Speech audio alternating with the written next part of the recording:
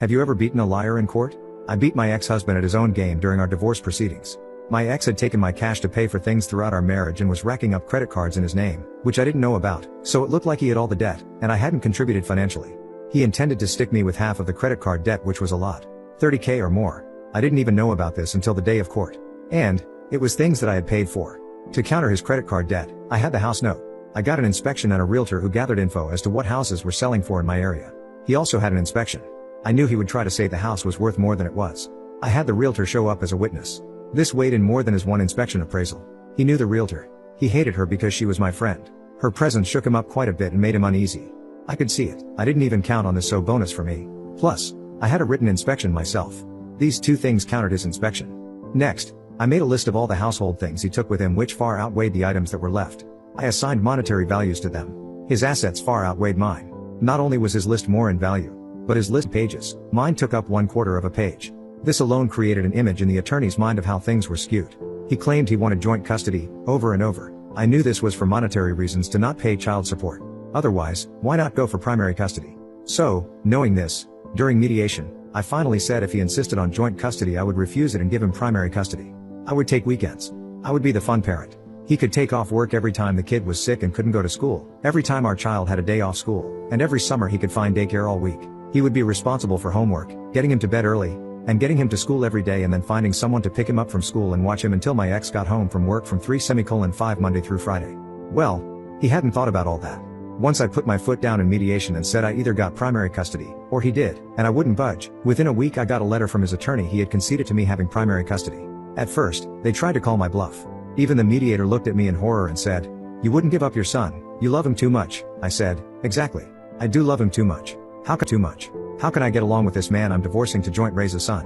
We have completely different parenting styles. If I could get along with him to co-raise my son, we would still be married. I love my son enough to know that going back and forth yo-yoing between two households and raising a son in two different ways is much worse for him than letting him be raised by his dad.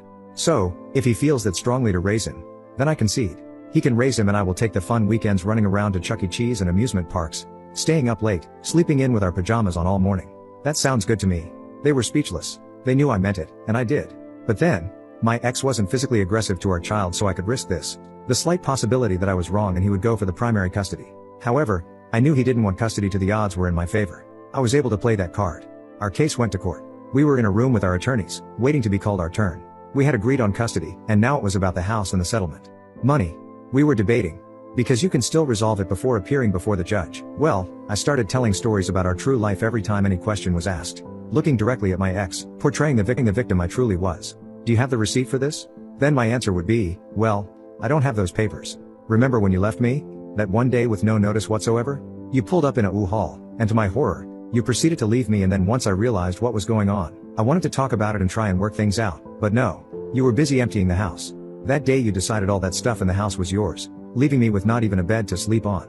You took those receipts and papers with you since they were in our desk you took, so no, unfortunately, I don't have all these paper trails that you seem to have accumulated in preparation for today. A day you sure seem to know would arrive so you could properly prepare for it. So now, I've not only answered why I don't have the receipt for something, but I've also painted a picture of a moment when I was victimized and how he was calculating about our divorce, which he was. 3 birds with 1 stone. And, the thing is, he didn't deny anything, and occasionally when he did it was an afterthought. Too late. One time he denied something falsely. He was starting to see my strategy. So then I looked at him, sadly, and said, "Wow, you are going to sit here and lie to me, to my face in front of us? I guess you really don't care anything about me, and maybe you never did? You have a great job that pays well, you have all the stuff we bought together during our relationship, you wanted custody of our son. And now, you've decided you also want the computer. The computer I need for our son to do his homework on?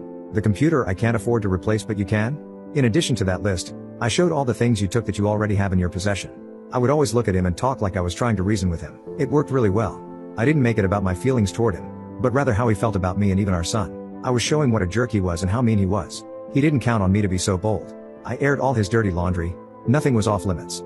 If he had hit me, which he didn't, I would have said, "Remember that time you hit me? I was lying on the ground bleeding in our living room, begging you to stop. You got mad at me because I was late getting home from work, and you promised you wouldn't do it again. I believed you at that time, but now I don't believe you since you obviously hit me again and again. I know you're too easily capable of lying." I worked in so many things in addition to what was asked of me, that his attorney ended up seeing from my point of view what an ass he was. She knew the judge was going to him. She stopped the negotiation, took him out of the room, and came back with an offer to settle, which involved him losing and paying me money. He sat there and looked at her, and said, "I didn't agree to this." She looked at him, and said, "You better take it, it's in your best interest."